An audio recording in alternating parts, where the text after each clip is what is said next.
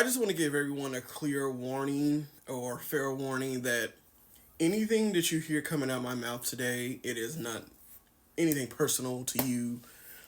This is directed at the people that I'm directing it at. So, failing newspaper Daily Mail made this article today on the King's birthday. It says Meghan Markle enjoys a girls' day out with close pal Kelly McKee. I don't know how to say her last name. 16 months after mysterious death of her 9-year-old son, who was found unresponsive in a family home. A failing newspaper that is going to be bankrupt in a couple of years, maybe months at this point. It's so amazing how you make this the title. And I know what you're doing. You're trying to link two things or one thing that just doesn't match.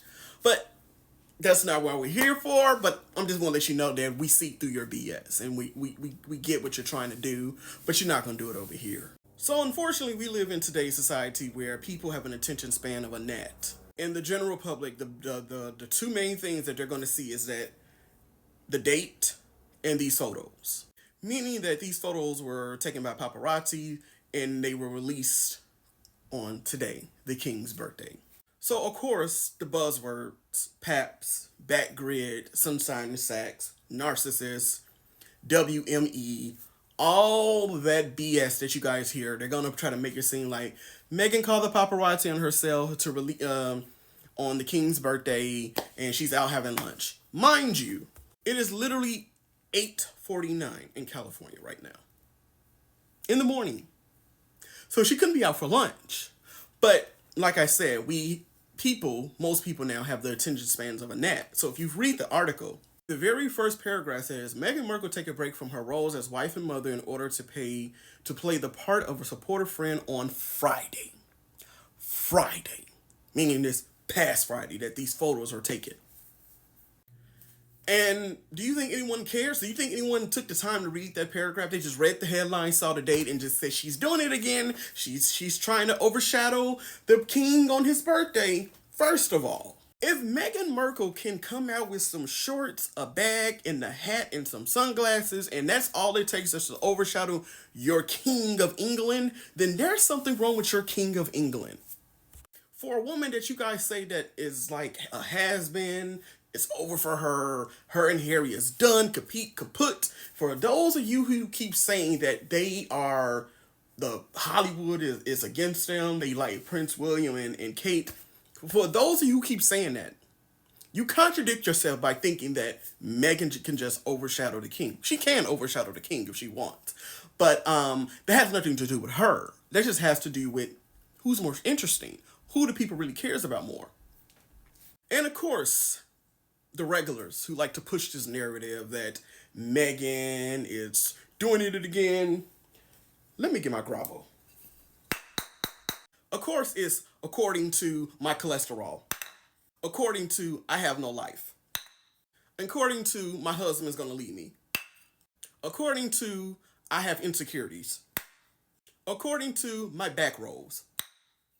According to the gout in my feet. And according to my chinny chin chin. Of course, she was assisted by Brandy Webb.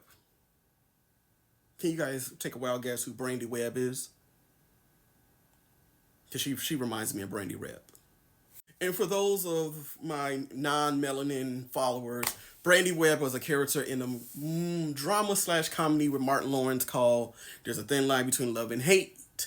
And she was played by Lynn Whitfield, and she was playing a crazy person. So I want to give you guys like 3 seconds to guess who I'm talking about.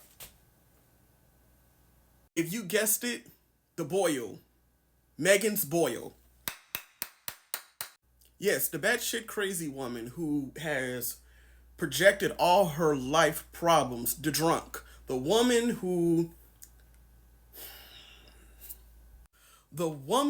is upset that she got duped and tricked, allegedly, by her husband, who turned out to be a woman. That woman. That lady. That insecure buffoon. The Boyle. Not the mole. The Boyle. She's the boil on Meghan's ass. That's who she is. The weirdo. The creep. And of course, I'm assuming like in the next hour, the struggling Talk TV is going to be making a whole segment about how she tried to overshadow the king's birthday when these photos were taken Friday. And you already know GB News is queuing up Angela Lewig to just come up and just spew all types of fantasies and lies in her head and just spew it on national television. It's all a predictable cycle.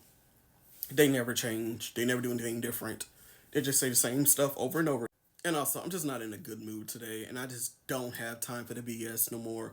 I'm sorry. You guys, I know you guys don't like when I respond to certain things, some of you guys.